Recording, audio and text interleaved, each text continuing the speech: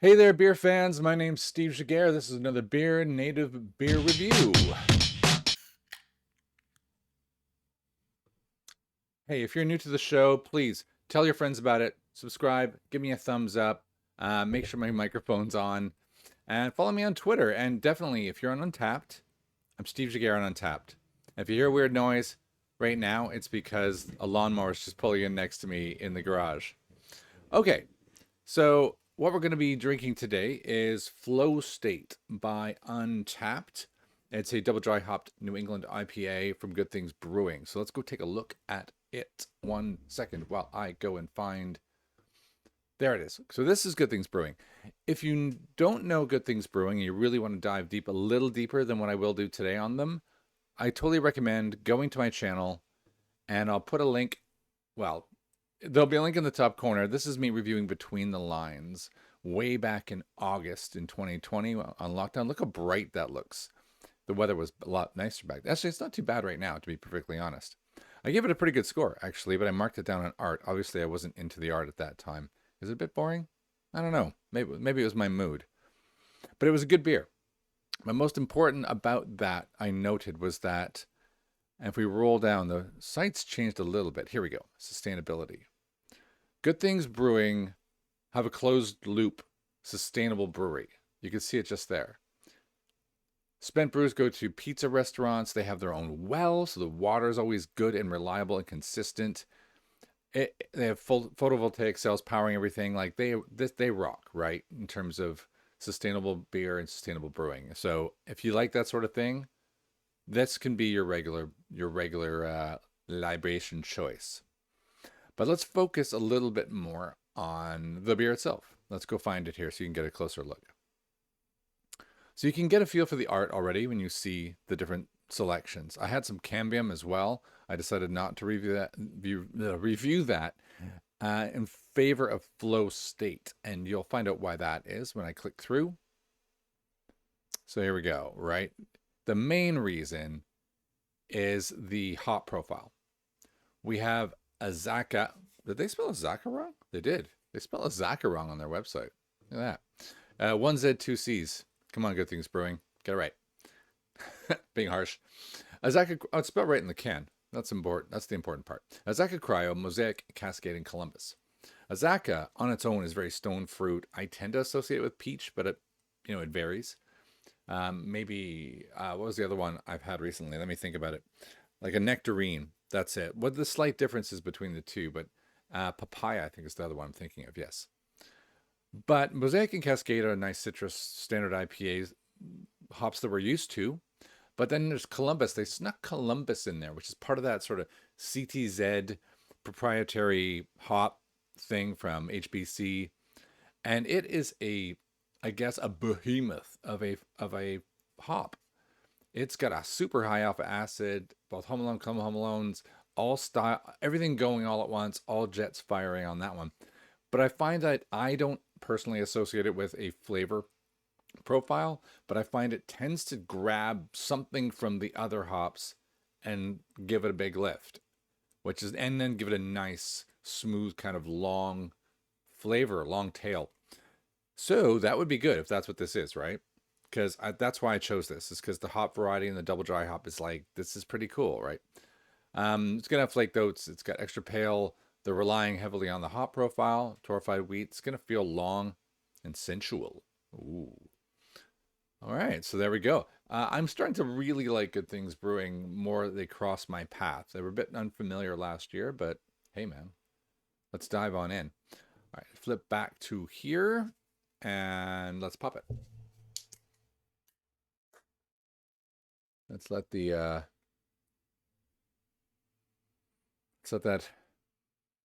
squeeze the can a little bit. Ooh, let it breathe. It's actually made my mouth water smelling it, that's a pretty nice sign, isn't it? Okay, let's pour it in the glass. Got a BeerBods glass. I actually discontinued my BeerBods subscription. I felt I wasn't really getting the value out of it. I wasn't participating in the tastings. Just timing wasn't right for me. I found the Beerhawk beers were a little, maybe I don't want to say I'd grown beyond them, but the variety wasn't big enough for me. So there's a real quick subscription review. Maybe if you hear they've changed it up and things are getting better, hit me up. Because I think they sent me a discount code to rejoin. But not for me right now. But the glass they gave me was really nice. So can't fault that. A little bit hazy, not too unexpected for a New England IPA. In fact, totally expected. In fact, it's a little clear for one. Nice fuzzy head. Let me just give it a little smell. Ah, smells piney or straight out. I want to say a little bit dank. I feel like I'm sensitive to that. A bit weedy.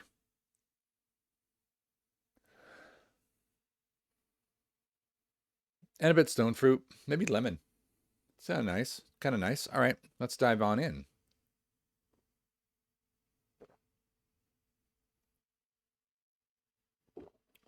Wowie. Well, that is different. I got bananas. Let's try again.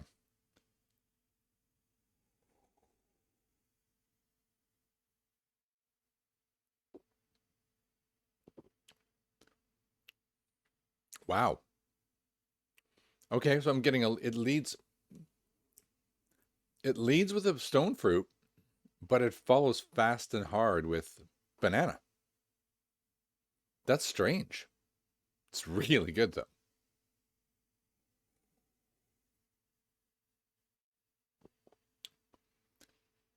Yeah, that is just filling my head. I love banana bread. And there are some banana beers. There used to be a really good bitter you could get at the supermarket that started amazing and then kind of went a bit wayward, which was a banana. I think it was actually called a banana bread beer, which this is really banana-y.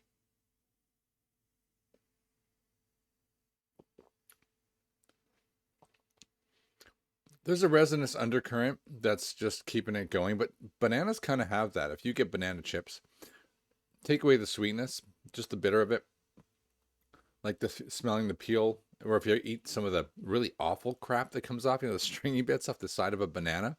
You ever eat that? Texture's kind of not what you want when you have a banana, but that flavor isn't bad. Wow, that's really the banana takes over on the stone fruit. The stone fruit is normally juicier and sweeter. So this is a pretty bitter, not bitter, but not pine bitter, but if you're thinking a juice bomb, it's not like that kind of like tangy. It's not like that at all. It's more the skin from a peach or that style, stone fruit, maybe sucking on the pit a little bit. And then it follows up with a nice, mellow, resinous banana. Very unique. Yeah, I like it. All right. I think we should score that up. I will let you know that like the malt profile is extra pale malt. It's almost non-existent. So you don't get any of that malty sweetness. Nothing there. It's totally hop forward. Malt's almost a non-factor. I'd say they're almost there intentionally. Like wheat and extra pale are just there just to provide a platform from what they're trying to do with the hops. But I would say that they succeeded in with what they were trying to do. If that's what they were trying to do with the hops, they kind of nailed it. Really quite special. And given the bitterness and the lack of juiciness, as they would like to say, did they say it's a juice bomb? Hazy New England, packed full of flavor and super. They're really super. It is actually easy drinking. It's not. I'm going back to it a lot, so it's not as long as I would say, but even though I'm not gone back now, I've got this kind of nice sense of it going on. So scoring it up, it's going to for accuracy. It's a New England IPA. It's not a typical New England IPA heavy juice bomb like that, and they're really vague about the flavor. Did I get what I wanted? I did, but that's because I picked out the hops specifically for this, and I had a bit of a prediction. And I think it was good. Based on marketing, is it accurate? Kind of no. Based on my prediction, yes. So let's take into account people might buy it for the hops because they're right on the front of the can, and we'll give them a 4 for accuracy. So it's not, yeah, that's fine. Uniqueness, I'm going to go 5 because that's a banana punch And it doesn't say there's any banana in there. And if that's what they were going for with that combination, which I kind of hope it was, nice. So I'm going to give a 5 for that because that was really quite special. That's a 9. Art. Do I slate them on art again? I'm going to lift them up a little bit now because I'm getting used to this kind of weird style. I can identify a Good Things Brewing beer a while away now, but it's still a little, I feel like they've committed to this sort of textured environmental. That's what they are though. So I'm going to bump them back up to 3. So I'm uncertain. I gave them a 2 last time, so I'm going to go 3 on this. And packaging is pretty bland, so 3. But they did well in the other one. They got 9 to 3. They're starting at a 15. Now I'm going to throw flavor at a 10, and I'm going to give it a 9. Didn't even have to think about that, right? It's pretty good. That throws them at a 24. It's a 4. I don't think it's a 10, because if it had lasted a little, I think there was one more thing. Just a teeny tiny bit of less reliant on the malt. Pale instead of extra pale, maybe something like that. It might have ruined it. But I don't know. I feel like if it just was a little bit more oomph, or maybe it is a 6%. So maybe if it was just a 6.2 or a 6.4, I would have been over the moon, right? Almost perfect. 24 is a great score. So there we have it. That is, let's bring it back so you can take a look at it real quick. There is the Flow State by Good Things Brewing. Looks pretty nice in the glass. 6%.